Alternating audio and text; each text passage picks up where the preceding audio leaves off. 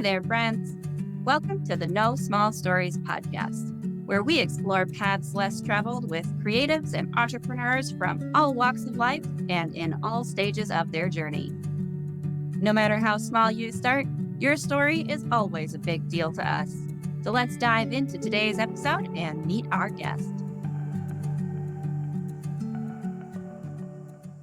Well, welcome everyone to another episode of the No Small Stories podcast. I'm Haleigh with my brother John, and we are thrilled to be joined by Joan and Jane, the therapy twins. Hello to you. Thank you for joining us.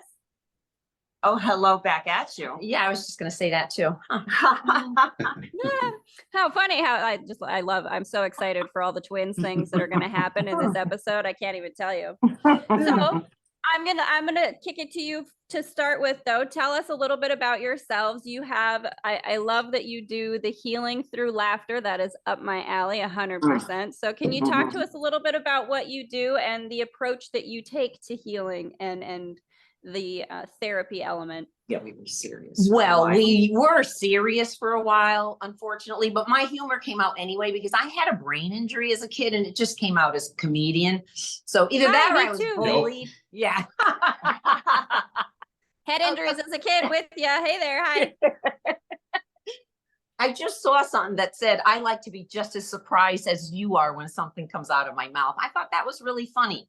Anyway, yeah. I love that. Yeah, like I like surprises too. Why shouldn't I surprise myself? It keeps things spicy. That's anyway, right. We were always told as twins, you can't work together. You can't have the same career. You can't. We were just told you can't. You know. And eventually, I don't recall, it was 2008. We went into business together. And what happened was Jane was we were late rebellious. Well dressed, and I used to dress up. I was coming in pre-COVID style. Like if I could come in with my pajamas, I was coming in with my pajamas. Anyway, we melded into jeans and, the whole thing was the waiting room was the most funny because people used to say, can I get tickets for this? Because she's the older twin, I'm the younger twin. And I guess there's this dynamic between twins, but our mom was also a twin, identical. So we might be different because she raised us. Yeah.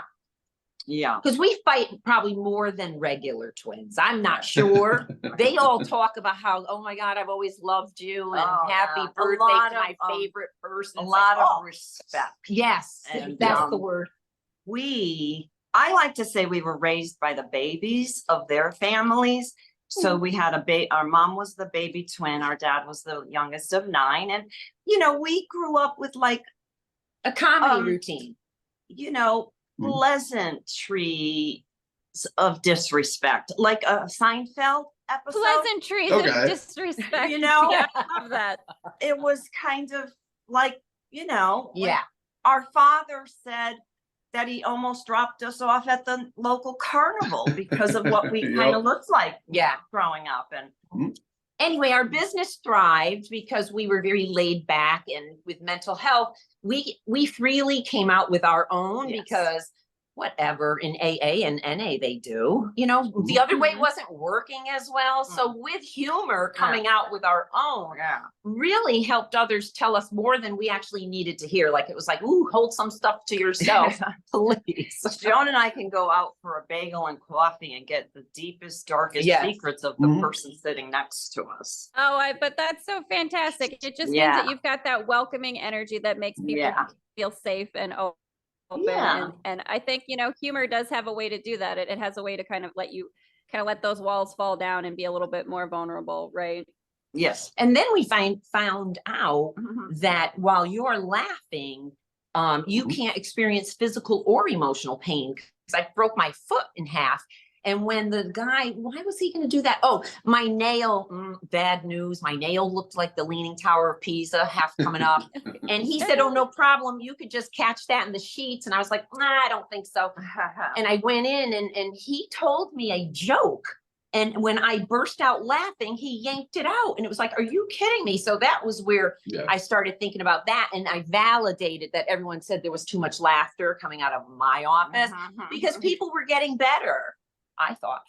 And that's what you want. That's the whole point. Yeah, and laughter is the best medicine. Might be a cliche, but it is for a reason.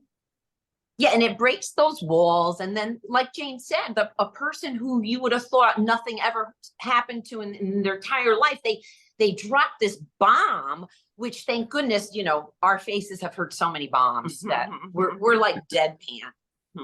In You can fact, handle somebody any said of to it. me, somebody said to me once that Jane was her favorite therapist and made her feel so comfortable. And I said, why? And she said, well, after I spewed everything that I've done in my life that I was upset about, Jane said, tell me something I haven't done. And then it went from there. I am so grateful that today Joan chose not to list the 3 things that I don't remember those. the woman said, because one of them I think my son doesn't know. So Oh, no problem. I used There to you tell go. people, yeah, you could tell me anything because there was something I was definitely going to forget or meld. You know, I would meld. Jane says sometimes a client would say, you know, well, you remember, Jane. Nah, I don't think so. I definitely used my brain injury more than I should have and said, no, please update I mean, me. listen, lean into it when it's useful to you. Why not? I have that, you know, I know there's pockets of missing synapses where there used to be information. Oh, for Like I'm sure. aware, you know, it's gone now. That's all right. Yep. That's cute, actually. so anyway, we decided to write a book at some point. Oh, about the waiting room and how all Um, that stuff came out. Yeah. kind of like our own mental illness and what kind of helped us get better. And so we kind of slam ourselves a lot. It's a really quick read. Some people actually read it in 20 minutes. Which, Yeah, I don't know how they can I mean, do it that. really is only about 50 pages. I can't be sure. 57. So many That's- pages. I can't be quite sure how many exactly. Yeah. But I mean, that's perfect though for the TikTok, you know, attention span Yeah. culture. Yeah, Like, that's you what don't- it is. It's a TikTok version. yeah. There you go. Oh, It's- Okay. Okay. Are you good? You good? We're back. Oopsie. You're good. You're good. So, you know, So- Jane told me that God said to use all your assets. So when I was 20, what was I, 22, Jane went on my college interview for me and she got me into a pretty good school that I would never have gotten into. She helped a lot. She nailed it is what I'm going to I say. was gonna say use that identical twins power back in the day when you didn't have to have all the, you know. Yeah. I mean, today you have to have so many ID things and all that whatnot. Like, man, if you can use it, go for it. That right there, though, that's like a little sitcom episode in and of itself. Do the Yeah. twinsy switch thing. I love it. Yeah. Unfortunately, I never got that luxury. I'm a twin. Oh. but John paternal. is So also sorry. Yeah, John's also a twin, but unfortunately they are like night and day difference. Personality and looks. Like it's just Yep. amazing. Yeah. Oh, even for looks. Oh, yeah. I always told, like, back to like that kind of dark humor with the family. I always asked my mother if I was the milkman's kid, and she said if I was, I used to ask her if I was adopted, and she would say if I was, she would have sent my ass back a long time ago. We thought If you we were- were the milkman's kid too. Yep. Oh, because we're 5'9" and our mother's 5'2". Well, she's gone. They live in heaven now. Our mom's 5'2", and I think our dad, by the time he was gone, was like 5'9" and a Yeah, half. he said when he was younger he was 5'11". We're not sure. Well, yeah. That's Well, like all right. my mother is like 5'2", and then my dad's 6 feet tall, and then my brother and I are like 6'2", 6'3", and then And I'm and over here on I'm- the 5-0, so it's, you know. So when John comes to visit, he has to reach things yeah. for his sisters all the time. Yeah. Well, my mom always had this Love joke it. when Becky, my mom's friend, always had this joke when she was giving birth. She saw me come out, and then my brother came out, and they were like, "Oh, thank God," because I'm the only You one didn't with get red hair. I was This gonna is say it. the ginger kid. He's the only ginger. This is it. Brown hair and brown eyes. Other than John- this, Johnny came out the day walker. It's all right. Aw. We needed one. We had to. I was way out of left field. Very funny. Now, are either of you or your twin married? No, we Well, live together. yes. We're both single, no kids. Well, that's We're wonderful. musicians. Together. So if you ever have the opportunity where one is going to speak about the other, Mhm. we went to a wedding and they were Oh, this is twins. funny. and one's the getting married, one's the best man, and the best man gets up and says in 80 something, Yeah. the most beautiful boy was born. He then is the captain of the football team. La, la, la, la. Mhm. And then he says, and 7 minutes later, the groom was born, and everybody Yeah, that was roared it. funny. No one was ready for it. Oh, I love it. Great. Oh yeah. We had a healthy, dark sense of humor about a lot. Yeah, of I things think in you my family, have so- to, and well, we yeah, I do mean, too. you can't take yourself too seriously. We're not here forever. No. And there's no No. sequel. That's one thing I heard that I like to live. There by. you There's go. no- It's there's no right. sequel. Live your life. Live your Yeah. life. That's really great. So I know that John was gonna we were gonna ask too about. Sorry, go ahead. Yeah, I was gonna say. So seeing that you both have your own like past with trauma, can you talk about how you used humor to overcome the person like you became? Because you said you didn't like the person you became. You kind of became a bitter person Mm. or just an unhappy person. Oh, well, I was vicious.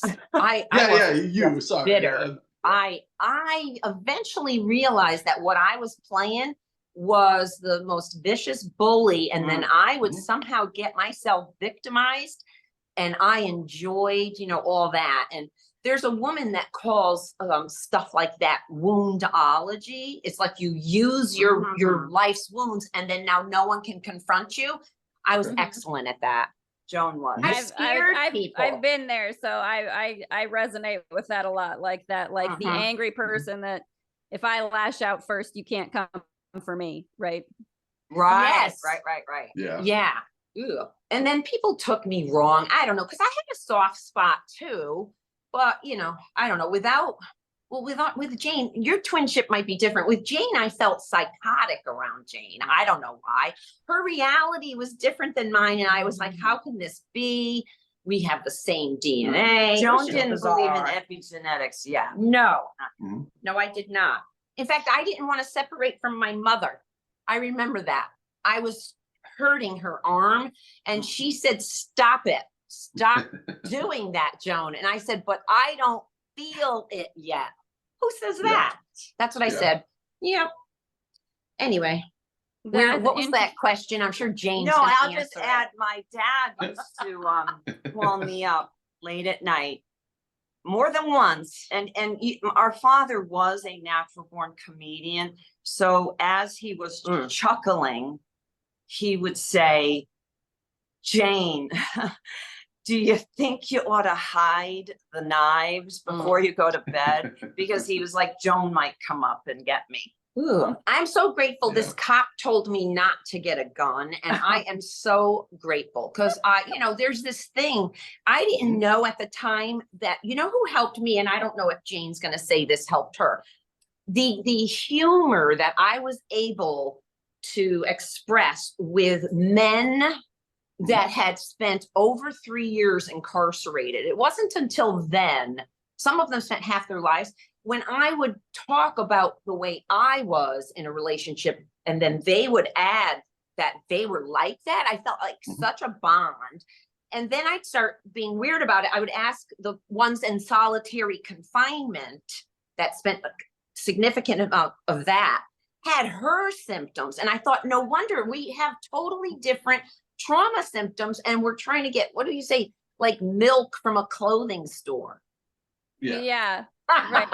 So can you talk a little bit about that was it. It's kind of, I don't even know. She connects the dots It's eventually. an AA saying, or is it might be Al-Anon. Why are you shopping for milk and bread at the hardware store or something like that? Yeah. Where you constantly go back to, looking for something from a human that is unable to give it to you. But you don't want change. At So, that time, go back or with that. ever. Mhm. Gee, that never worked before, but I'm going to try it again. Right. Yeah.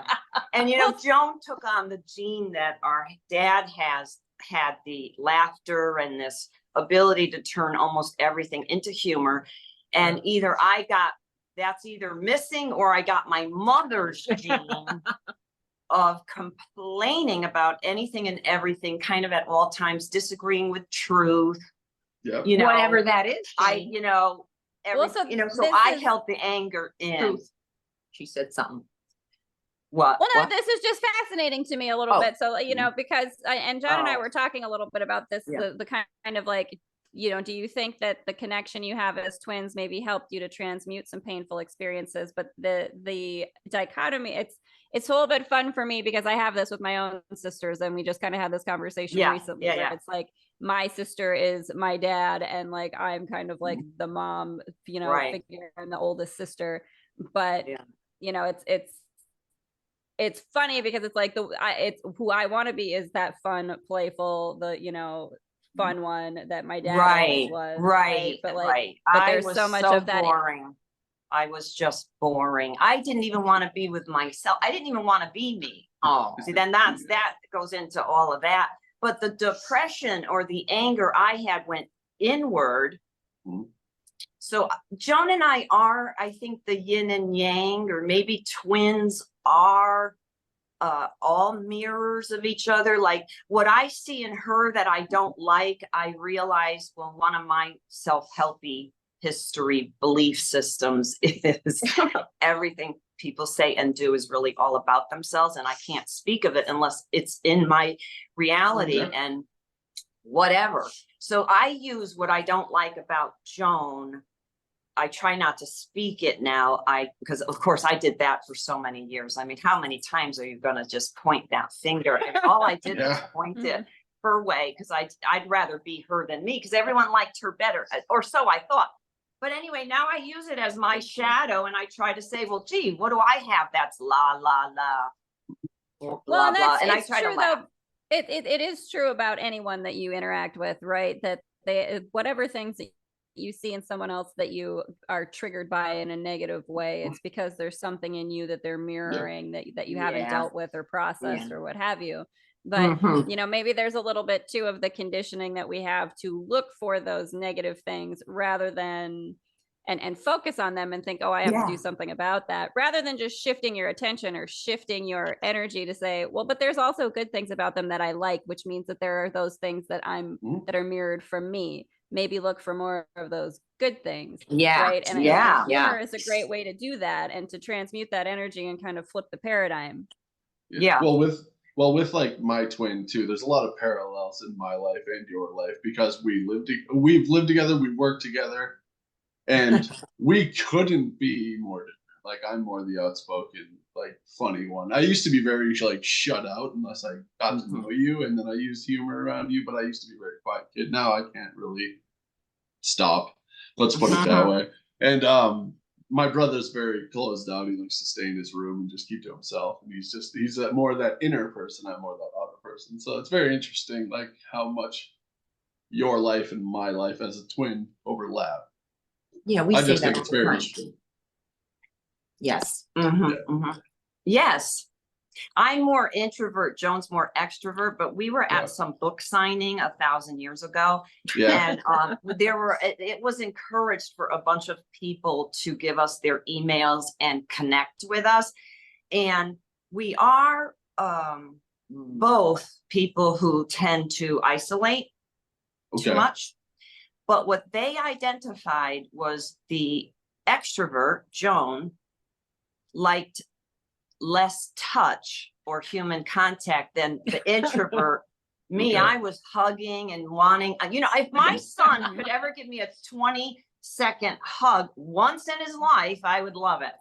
But he also doesn't like to be touched. It runs in our family. Joan and one of our nieces, just, our mother. Well, we grew up in an Italian family, and my father had 6 sisters and 2 brothers, and our mother had I don't know how many. And when you were done kissing and hugging everybody, the fucking party was over. It's like, this is ridiculous. I don't want this. Yeah.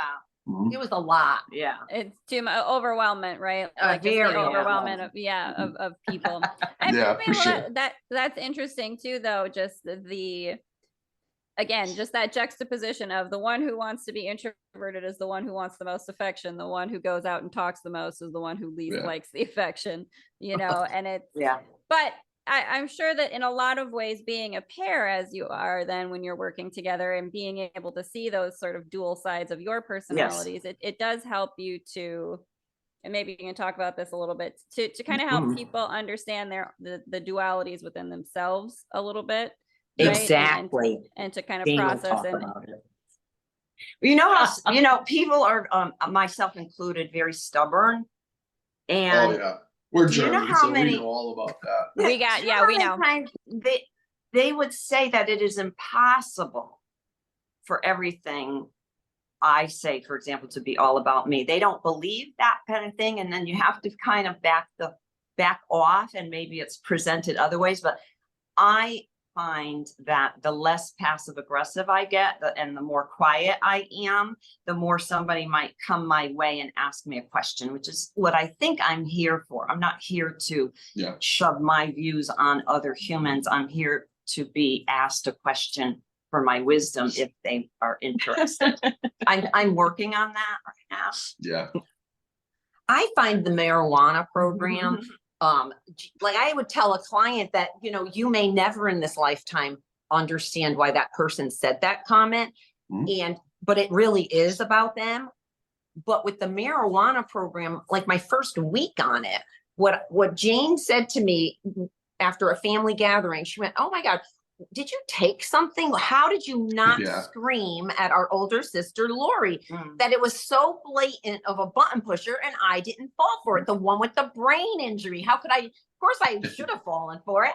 Anyway, I chuckled and is said, that "But what Jane, it is? Is that we're going to have to dig into that a little bit? yeah, I don't think it's my brain injury. It might be the youngest of the family member because when the three of us were together, I was the youngest. So, and I said, "Oh, the horses in this movie, I mean, the horses, they're running into the desert." And my sister Lori, just as a trickster, it's probably fucking normal. She said, "No, they're not, Joan. They're running into the deserta." And I said, like, I didn't even question that because for me, I was an empty vessel, or maybe a little like Spock. I loved Spock. And I was very, very concrete. So with psychiatric patients, sometimes they become very concrete, very black and white. I was very good at understanding that because I was working on being a little bit more abstract, like this one. Okay. Anyway, Well, I don't think we answered. No, you're it's good. Well, fine. like again, it is something that I think it does work together. That again, that duality of seeing something in someone else that might help you to adjust your perspective in a way where you can see yourself more clearly or in a different way that helps you to process or move past things that maybe you didn't want to look at. Yes. I can simplify it a little. Oh, please do. AA says if you're pointing a finger at someone, okay, so look at how many fingers are pointing back at you. And that's one way of saying it. Another thing AA came out with is you spot it, you got it. That I don't highly recommend people saying that during an argument. During an argument, you might get, clocked, which maybe I deserve. I may have deserved that once or twice. Say it about yourself. Never got it. If you spotted something in a relative that you can't stand, say it to yourself. You spot it. You somehow have that. Yeah, that's a good one. Yeah, it's a button pusher, but it's a good one. Yeah. Not if you do it with yourself. No, with yourself's excellent. Well, see, now talk about that though too, because that's something where that's it. I'm someone who I dig at myself a lot, right? And I do look at like anything in my external reality and I say like, okay, well, that thing that I want to be upset about in that person, even if it's like, a coworker, a boss, or whatever the situation is, that's something in me that I need to look at. And I know that. Right. So then how do you kind of get playful and humorous with yourself with that internal conversation, Oh, for me. Oh, I'm sorry. No, go No, ahead. I was going to say, because I can talk. I don't know. Oh, I don't know. You go ahead and talk. Yeah. Come on, Joan. I'll tell you, with Jane and Joan, well, I had a client that had what was she, an astrologer? And she said, "I want to read you and Jane's charts because for people that have 3 masters between you in science, like it's ridiculous how you speak about that alternative stuff." And she did read it. She did say, "Oh, here it is, why you had to go to school for all that." And then I asked Jane, "Did you remember what she said?" Because she passed away. She's living with my parents. Well, Anyway. it's funny Joan mentioned an astrologer because I was going to say a psychic once said to Yeah. me, Uh-huh. and I want to say because she's the last one that said it to me where I actually heard her. I mean, a therapist may have mentioned that to me. She said, Jane, what I do is I ask myself, what do I want as the end result? And if what I want as the end result is to, for example, this had to do with, I'm not going to say, it had to do with the person at Starbucks waiting on you. And it wasn't Starbucks, but I'll just say it. And I Okay. go there every morning for my coffee. Am I really going to have an argument with this person that could just whisper something and now I have spit in my coffee, if you know what I mean? And Right. so what's the result? It's like when you argue, you know, you are nasty to a waiter or a waitress. I mean, does anyone know what happens in the kitchen? I've had chefs as clients or boyfriends. I mean, of course we know what happens. But the humor is funny because if you get low and pathetic and stuff, like once in a relationship for me, when the guy wanted to leave me, because I wanted my mother, I just wanted to be around my mother, I held onto his legs. And then he was very strong, so he just continued walking to the door to leave. And we're 5'9", and so that's quite a distance down. So what my down the leg. So my client made That me was a laugh workout. because what she said was, "Oh God, no, Joan, I've never been that pathetic." So that made me laugh because it helps. Like I was complaining to my ex-husband about something, and he said, "When did this happen?" And maybe it was in the 90s. And he said, "When did this happen?" And I said, "In the 70s." And he said, "Don't you think you ought to let it go?" Because he said, "I'm so sick of hearing it. You must be sick of it." But, nobody told me how to let go. So, Jane would say, "Oh, you let go, la, la, la, la, la, la." And it's like, it went over my head. I think it's because nobody really knows how to let go. And one of the ways Right. I think about it, because I certainly had a hard time in all my clients, former clients and people I know. So sometimes, I hate to keep bringing up Please. AA. Yeah, but I love it. Going Do it to. up. Yes. Because, and this would piss me off too, is when, you haven't hit rock bottom yet. And you think you have, you want to tell that person, the bartender last night told me my life stories like a country music song. I hit rock bottom, sir. No, you haven't. Well, you could use what you think is rock bottom. And my former therapist once asked me, how long do you cry in the middle of the night sometimes? And I thought this was perfectly normal. I told him, and he almost fell off his chair because I said only about 2.5, 3 hours. And he almost fell off the chair. And I said, well, I do hydrate in between the crying. Yeah, I'm right. drinking But anyway, glasses of water, you so can don't use worry. any of these things as a fake rock bottom, even if you Yeah. think there's more to go. And once you see that, for example, one of the things I didn't like was I was addicted to cigarettes, and I lied right to my son's face. And I remember where and when I did it, and the horror, because he still was a little angelic. I think it was junior high. And it haunted me for so long that I lied right to his face because, of course, he knew it. And I also one time, you do dangerous things when you're an addict. And just because cigarettes are legal, alcohol is too, but, Right. And so I tried using some of these things as a fake rock bottom just to make a couple of changes. And somebody once said, if all you say is, I am willing to change, I'm willing to not smoke a cigarette for the first 5 minutes I am awake, I'm willing to just do that.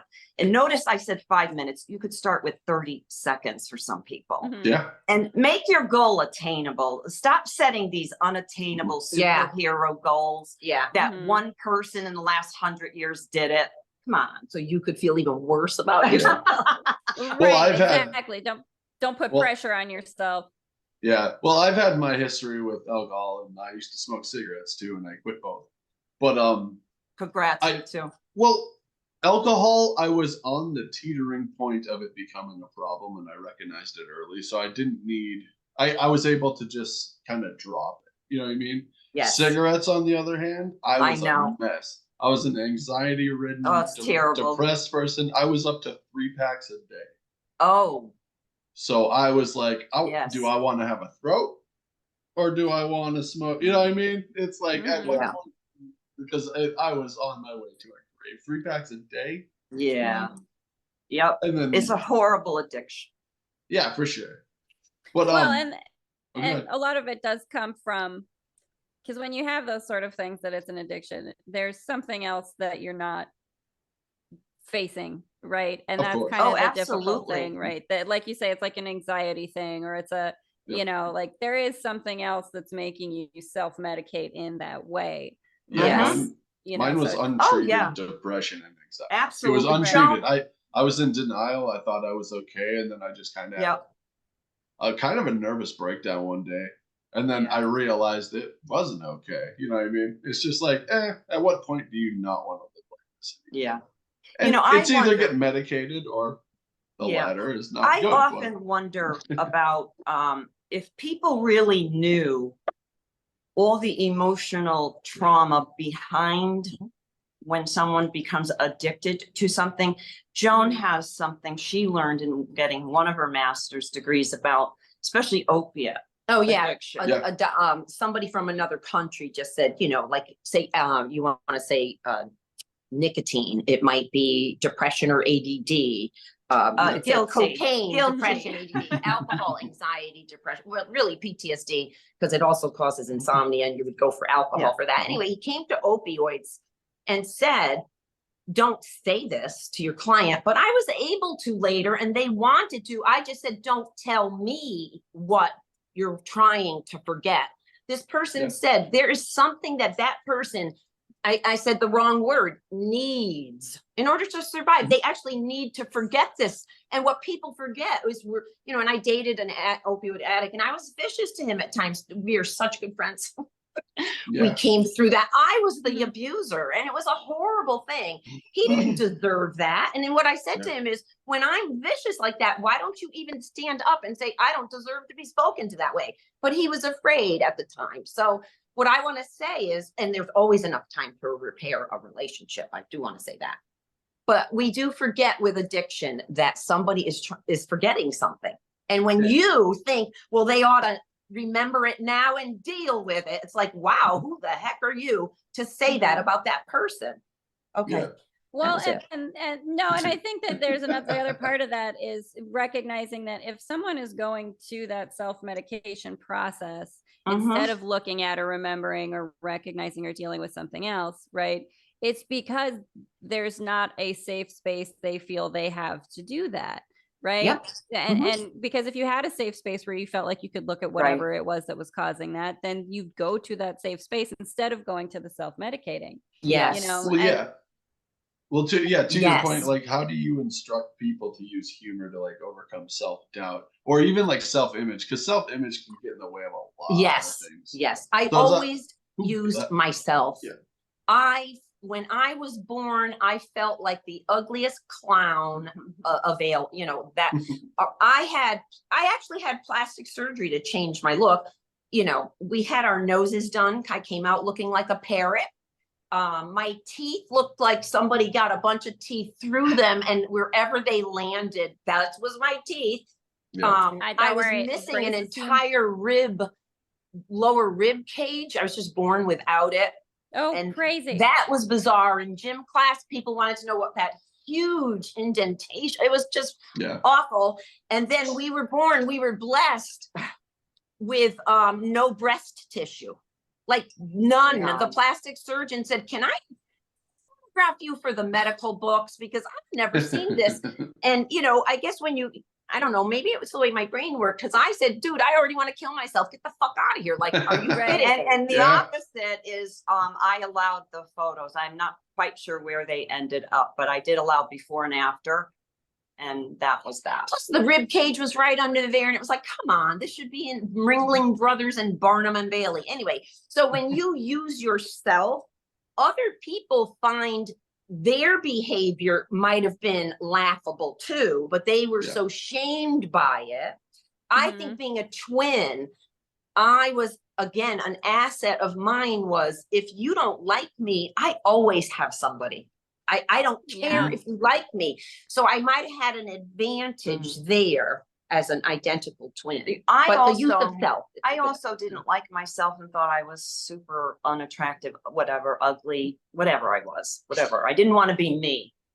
And for me to ever use humor, I had to learn to like myself, and what a boring topic that is. So the quick story is get some type of spirituality. So I did quite a few different types of spirituality. And I came up with, I am as special as every other drop of water in the ocean, and I am as important of it as every other drop of water. And I don't have to look like my parents. I do not have to look like movie stars. Our parents and our older sister, that was rough. if you make them up, you would all choose them to look at rather than almost everybody. Our mother would give Marilyn Monroe a run for her money. And our father, my goodness, he just told the whole world how great he was. And he was a very handsome man. But anyway, you got to like yourself. So some type of spirituality to like it. Well, and I was going to say, when it comes to the look, that's something that definitely I think younger generations certainly right now are kind of confronting in a more, I don't know if I want to say useful way. I like, obviously we have been conditioned by society, by media, by all these things to look at our physical vessel as being so valuable, so important. But so, and in dealing with that, for me, I have gone to looking at myself and just saying, well, I know that I don't judge people that way. I know that I look for someone's energy, right? Like I look for what kind of energy do you bring to the table? Like that's the thing that I think is like attractive, or the thing about a person that makes me want to be around them, right? Like what kind of energy do you have? What kind of, vibe is there when we hang out together or spend time together? So just remembering that just because we are sort of told or conditioned to believe that the, again, physical vessel is so important, well, that's just something that's trying to sell you products. That's just a narrative that's trying to get you to hate yourself because there's a profitability in it for you to hate yourself, right? And this used to come out funny, but it doesn't sound funny now, but none of the things that I was trying to change, after it was done, I still had those same feelings. I still looked at myself in the exact same way. And I had braces 2 times in my life.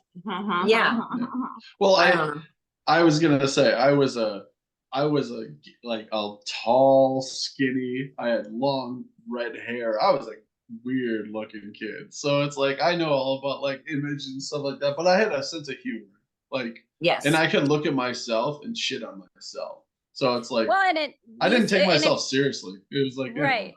And sometimes that starts, I think, as again, that sort of, if I make fun of me first, you can't make, right? Like then I take your power away from you that I've already made the joke, right? It was interesting. It was interesting because I kind of used it as a defense mechanism because I didn't really like myself at a certain point in my life. And then I just stopped caring what people thought of me. And then my humor, because I tell people all the time in the dating world, I'm no Brad Pitt, but I got a personality. So it helps. You know what I mean? It helps a lot. A personality means more than looks, I mean, because a Brad Pitt without a personality is just a wet blanket. Right. Yeah. Nobody needs that anyway. Somebody once said something like, Jane, when you think about it, which movies would you watch more than once? Or let's say, which movies might you watch 3 times? And I started thinking about it, and it's certainly not those super dramatic, oh my God, woe is me, what this horror that happened to me. I mean, those things are painful. So when the bartender said my life was worse than the country music song or whatever like that, and that's maybe when I first realized, or I remember saying to my ex-husband's wife, right now, is this hilarious? I ran out of my own resources that would listen to me. So Carrie listened to me, and I was so grateful. I said, Joan, do you know how nice Carrie was to me? But then what I said was, I was sick of hearing my voice.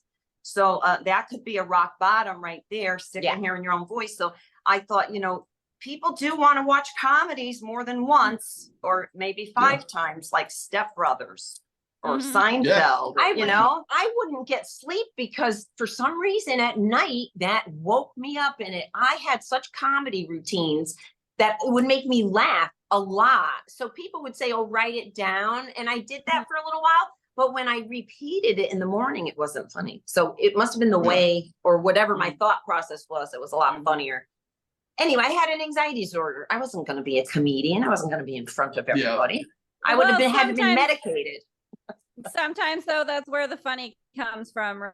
Yes. And Yeah. you know, it's being able to sort of flip the script and look at what that is in a way that makes you giggle, right? And if it makes you giggle, it probably makes somebody else giggle, because we all have a Right. lot of the same Right. anxiety, depression, self-image, and insecurities going Mhm. on. So wait, and you guys do talk about that. So get into that just a little bit with us. The idea of being the character, the main character of your own movie, you know, telling your life story and in a way that is the movie that you would rather live.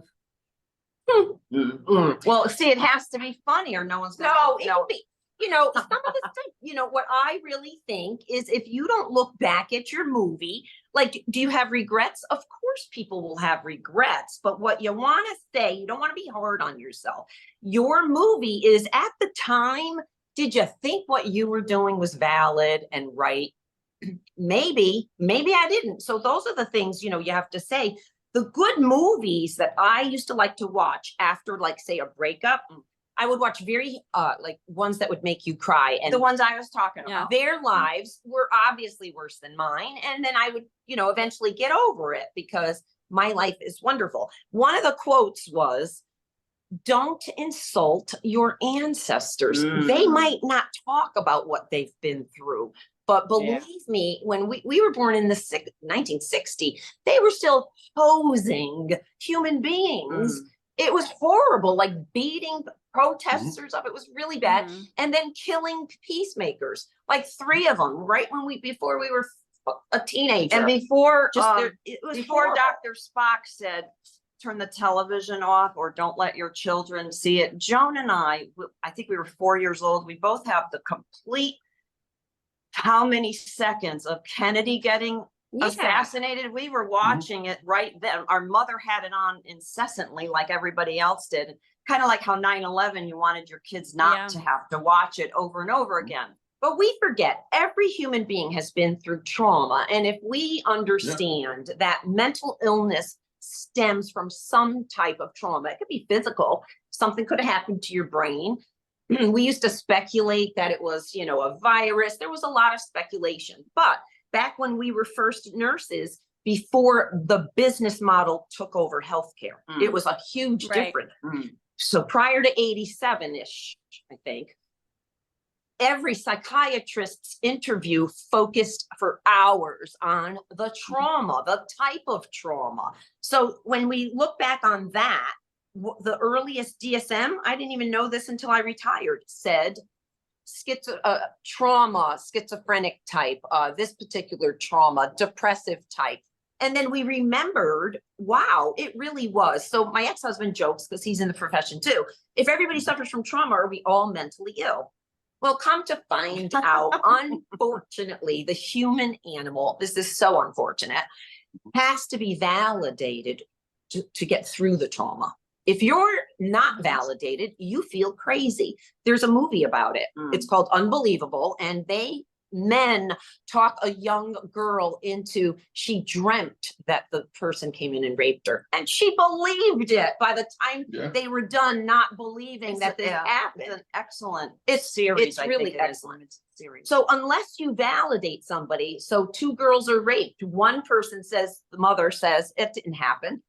The father says, I don't know what you're talking about. Boom, that person's not faring well. The other one, it's like, oh my God, you know, what do you want to do? I'm supportive of whatever you want to do. That person does very well. So that simple little thing, for some reason, human beings have a hard time validating each other. And there's the treatment. Yeah. Therein lies it.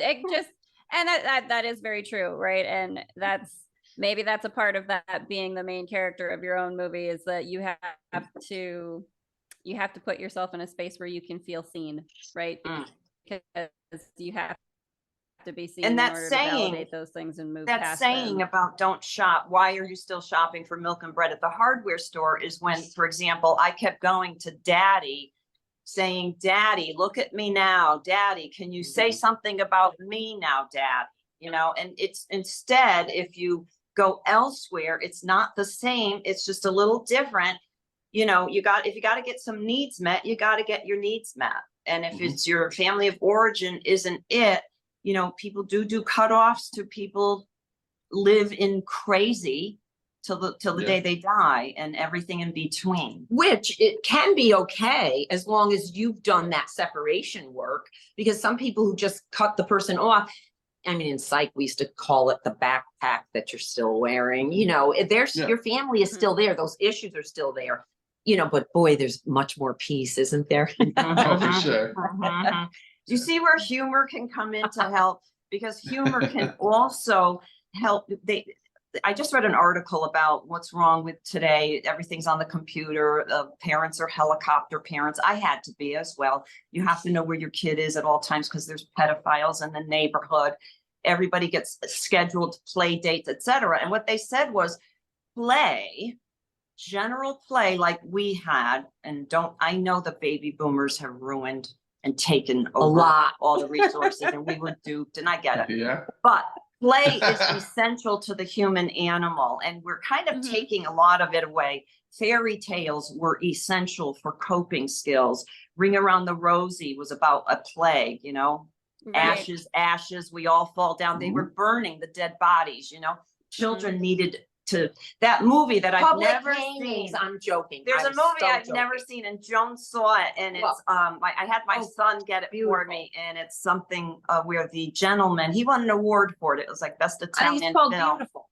where it's about the Holocaust in Germany, Second World War, where the man is with his son and he turns the whole thing in Into the a game. concentration camp into Life a is game. beautiful. I know that movie. There Yeah. it is. That's it. So the Life child is beautiful. can cope.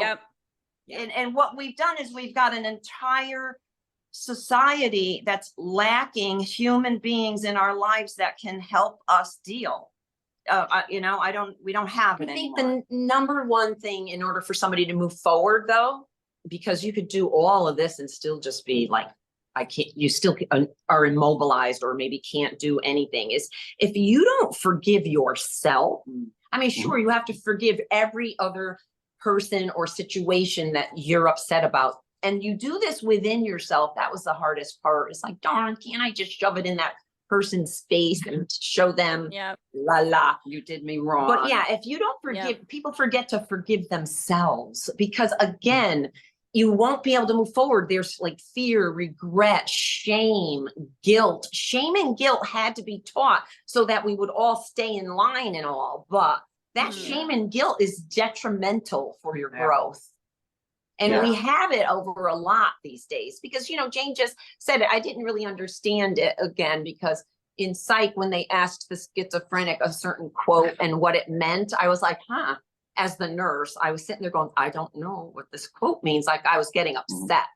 But I do know what this one means. And Jane used it today because I was saying like, what does this mean? And she said, he who hasn't sinned cast the first stone. And I think that when people think they're so judgy, well, think about your own life and what have you done? Because really, why are you even thinking about other people's lives? That means you didn't work on yourself.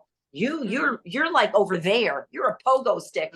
Hey, look at yourself. Look within. Compare to yourself. Get better. Improve upon yourself. Stop identifying the other guy. Okay, thanks.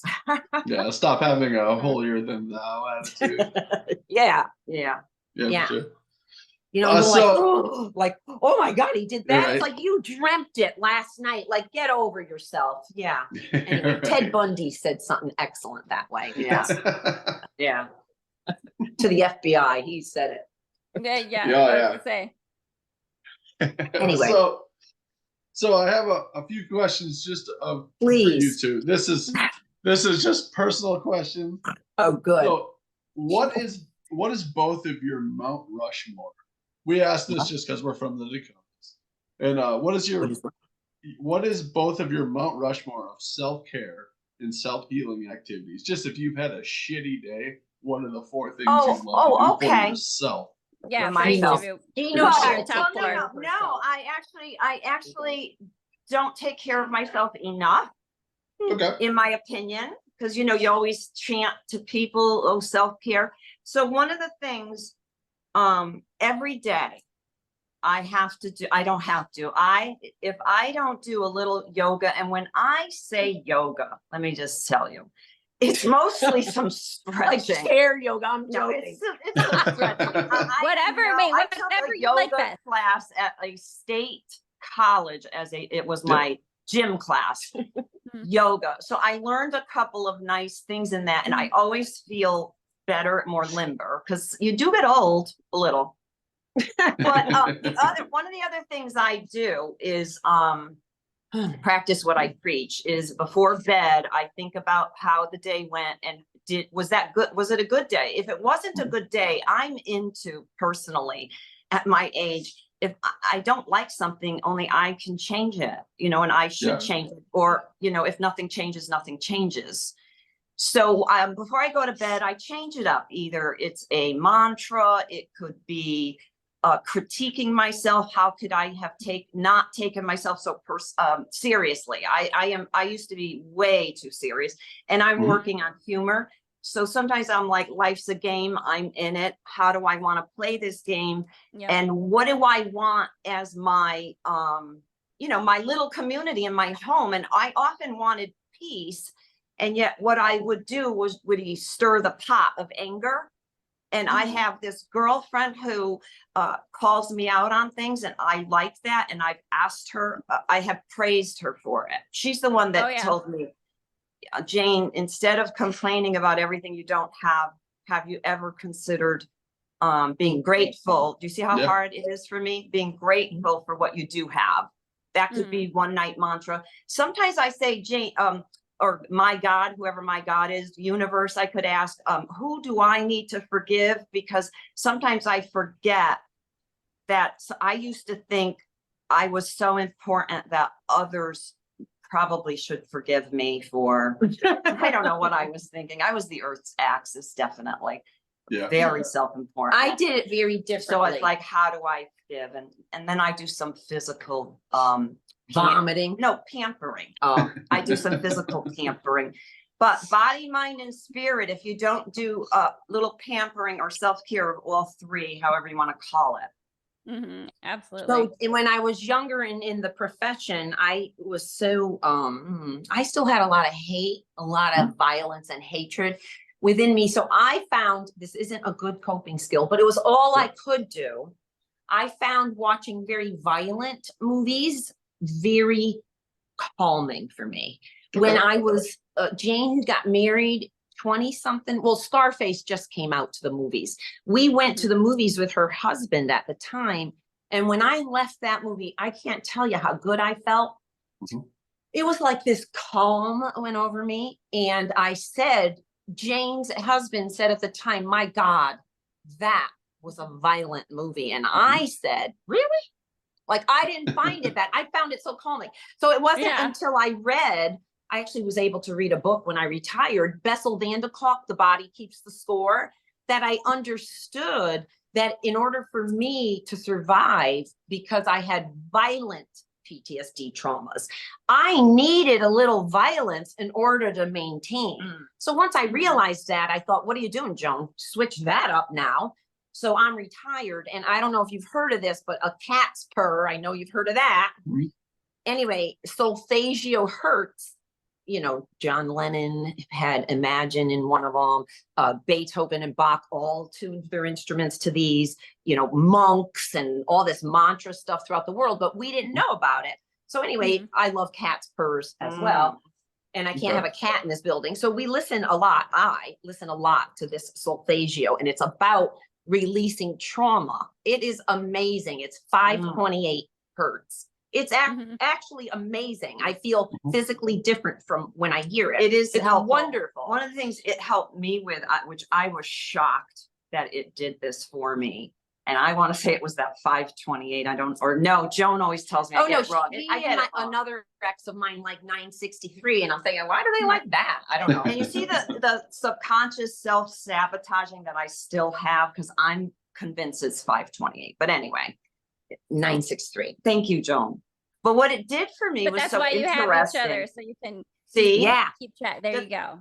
when I had I call it discord. I don't like psycho babble, but tension between myself and people that were very, very important to me, like my two sisters or my son, maybe my ex-husband, that if there was a fight, I felt physical pain from it, or a broken heart. I had that too, where you had the physical pain in your chest and other places. And the solfeggio frequency helped me not have the pain during the fights with my sisters. I was so thrilled, that if it starts to come back, I asked Joan, what's the frequency? So I can deal with our fight. I love it. Joan, our fight's getting out of control. What's that frequency? Oh, yeah, she laughs because sometimes you can say into, the microphone there, you could say solfeggio hurts for blank. So she's, we live together now. So, I said one day, I think solfeggio hurts for like hatred and anger, because, I have a lot of it.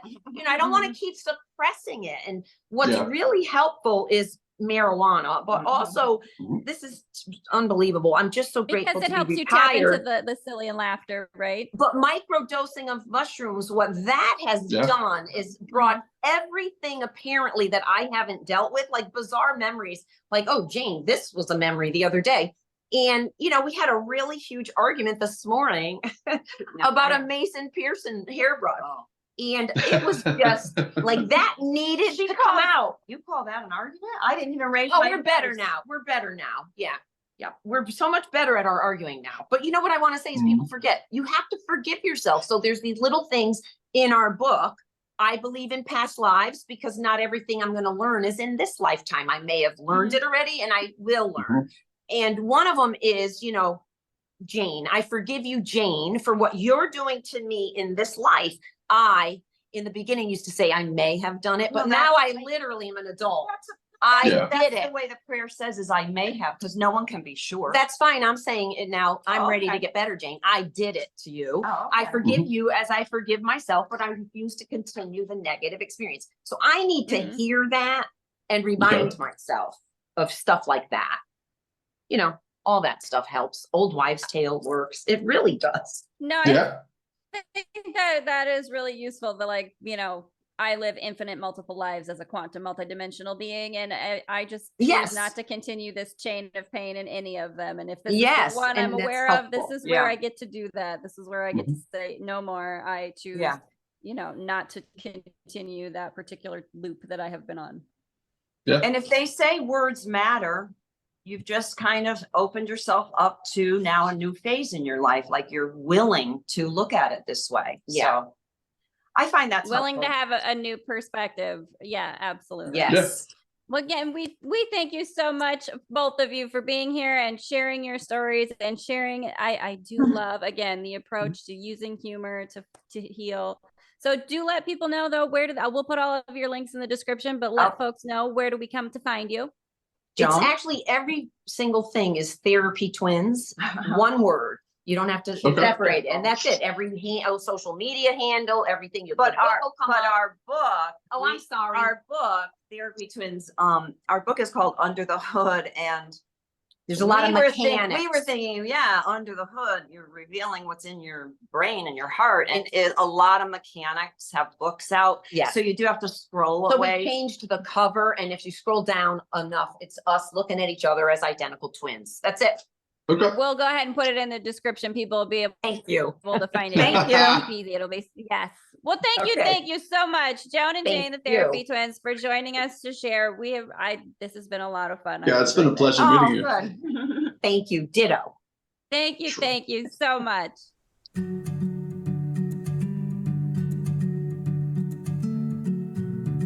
Hi again, friends. Thanks again for joining us for this episode of the No Small Stories podcast. Do check out the links below in the description so you can find more information on this episode's guest. And if you'd like to support more episodes of the No Small Stories podcast, you can become a patron. Find us on patreon.com/No Small Stories. Do also follow us on Instagram at No Small Stories Podcast. And don't forget to like, share, subscribe, comment, leave a review, do all those wonderful things that you awesome listeners can do. Until next time, friends, remember, no matter how small you start, your story is always a big deal to us. Special thanks to the Parapost Network for the support of their community. Check out all the great podcasts on the Parapost Network on Facebook.